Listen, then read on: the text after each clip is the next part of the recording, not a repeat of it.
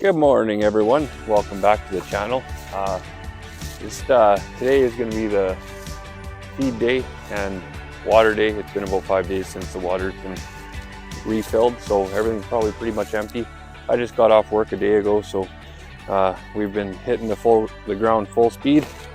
And today I have a different thing to say. It's just because we've been using that sled there to transfer all our feed on top of the snow and our waters. But as you can see, there's a gap from the hose bib to the snow, so that sled is not going to ride on here very good. So the thing about this spring melt is you're always thinking of the next thing, and I'll show you my first mistake. This is our summertime watering hose. It goes all the way to the sheds, and as you can see, winter hit pretty fast and I didn't have a chance to roll that up and keep it in a warm place. And if I did do that, it'd be very easy to get these things watered. But so now we have this here that I've been thinking that I'll just have to water my buckets, carry them to the edge of the snow, and then use the sled from there on.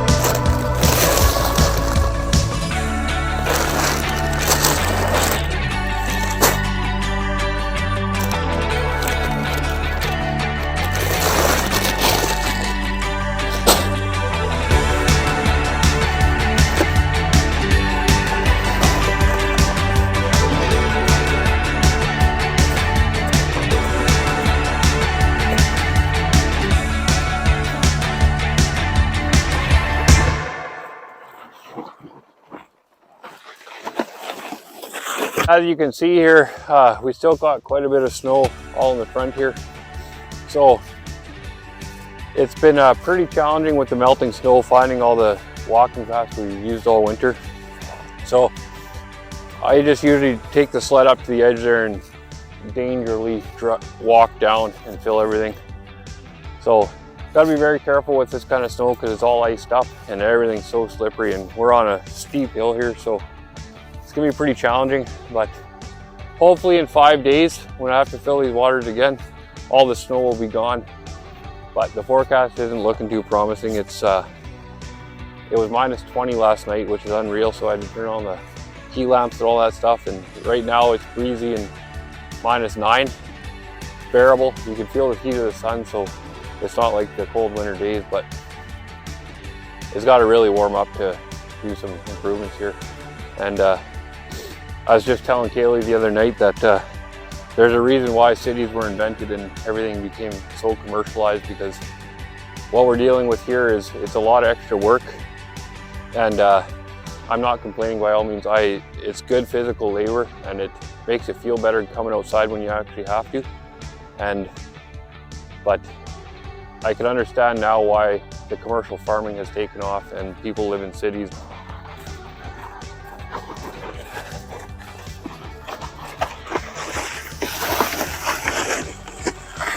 So I'd like to introduce you our new puppy to the farm. That is Brida right there. She's a Kangal Sarplaninac cross, and they're supposed to be excellent guardian dogs. But this puppy, she's pretty cute. Come here, Brida.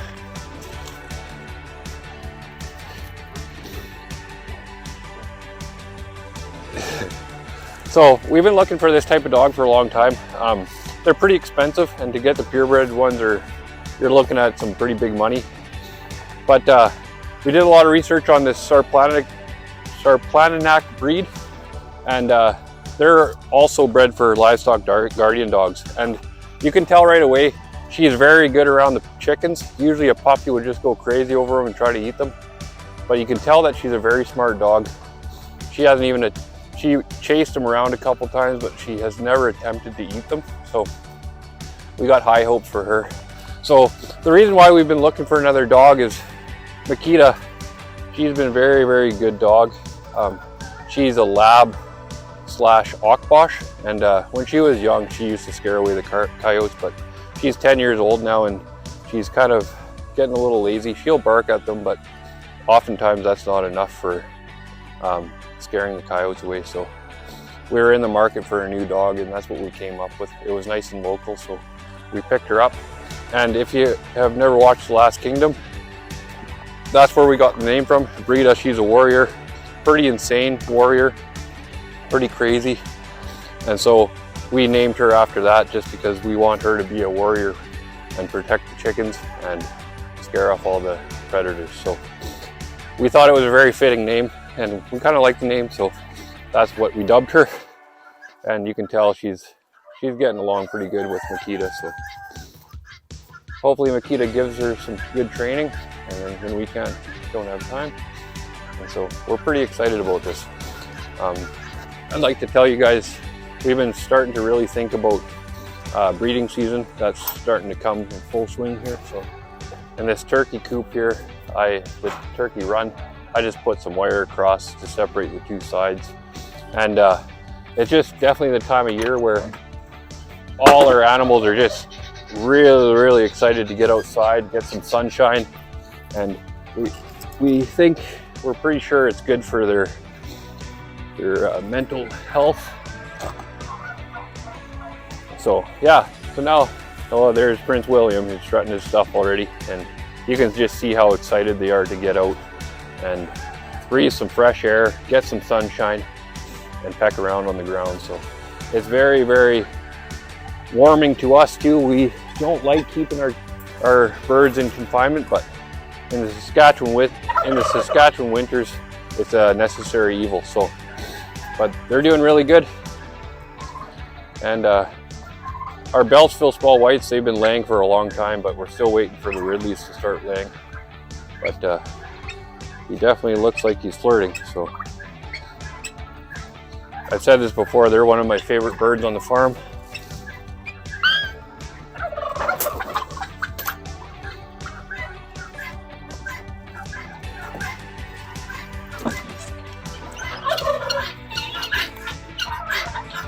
And this is where we have switched the guineas. They are living in the front half of this building now. This used to be all chickens in here, but in the winter time, I have a video on that wall I built, but that's where the Ridleys are going now. So they're stuck to that side, and then they can go outside. And then the guineas, we just leave the door open and they can do whatever they want there. So, and we got a couple roosters in here too. We're still deciding what to do with them.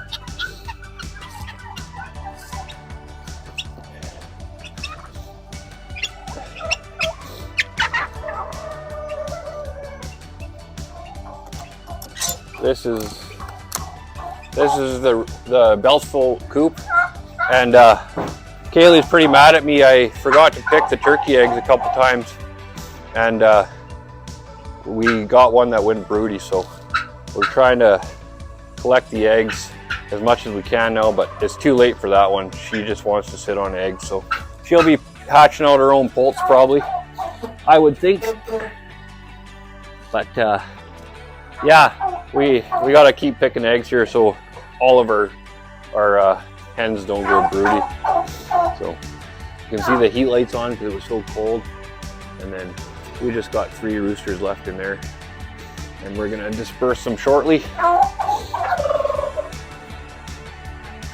But I'm pretty glad. Last year my goal was to make kind of everything so they could at least go outside.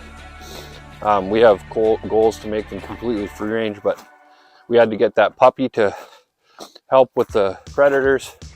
So every animal on our farm can go outside in a run. So I had to do a lot of work to shovel some snow out of these so I can access them. And then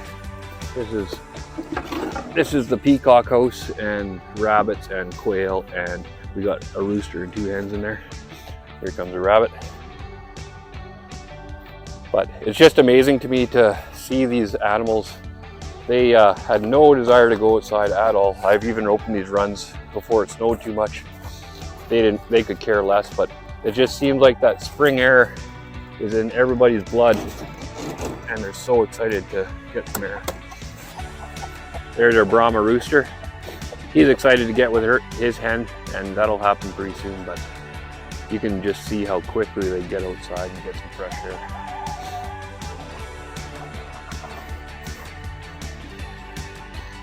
There we go.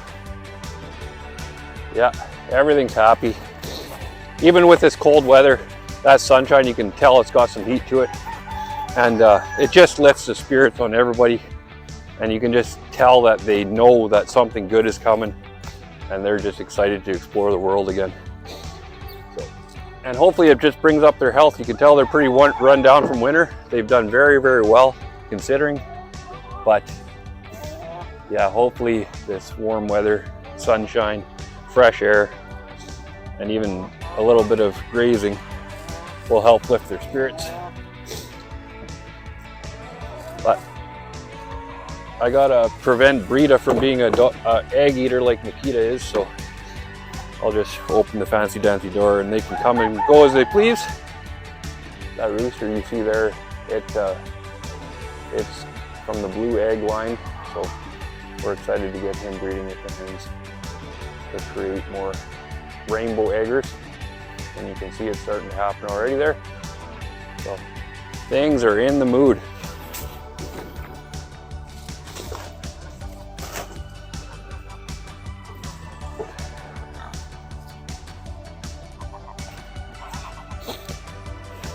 Peppa there, she's always extremely happy. She likes to hop up on that gate there and put her nose up and hungry, hungry, hungry.